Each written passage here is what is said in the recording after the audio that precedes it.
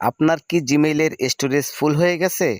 Google ফটোসের এমন একটা গুরুত্বপূর্ণ সেটিংস আছে, যেই সেটিংসটা যদি অন করা থাকে সেক্ষেত্রে আপনার জিমেইলের স্টোরেজটা ঠিক এভাবে ফুল হয়ে যাবে। চলুন দেখিয়ে দিচ্ছি কিভাবে আপনি এই সেটিংসটা অফ করবেন, এবং যদি আপনার স্টোরেজ ফুল হয়ে থাকে তাহলে কিভাবে পুনরায় আবার খালি করবেন। এজন্য আপনাকে যেটা করতে হবে, আপনি আপনার ফোনের যে গুগল ফটোস আছে সেই ফটোসটা ওপেন করবেন। উপরের দিকে ডান পাশে দেখেন একটা প্রোফাইল আইকন আছে, এখানে ক্লিক করবেন। এখানে ক্লিক করলেও দেখতে পাচ্ছেন নিচের দিকে আমার স্টোরেজ প্রায় অর্ধেক ফুল। উপরের দিকে দেখেন একটা অপশন ব্যাকআপ ইজ অফ দেখাচ্ছে, এটা আমার অন করা ছিল। ঠিক সেই মুহূর্তে আমার এই স্টোরেজটা অর্ধেক পরিমাণ ফুল হয়ে গেছে। তো প্রথম যে কাজ সেটি হচ্ছে, আপনার যে ব্যাকআপ ইজ অফ এখানে যদি অন করা থাকে সেটাকে আপনি অবশ্যই আগে অফ করে দিবেন।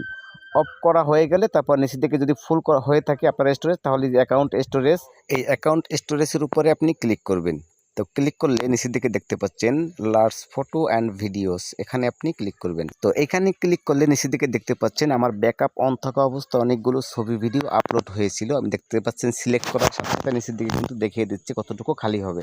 তো আপনি অপ্রয়োজনীয় এই সমস্ত ছবি ভিডিও ডিলিট করে দিলেই দেখবেন যে আপনার মানে স্টোরেজটা খালি হয়ে গেছে।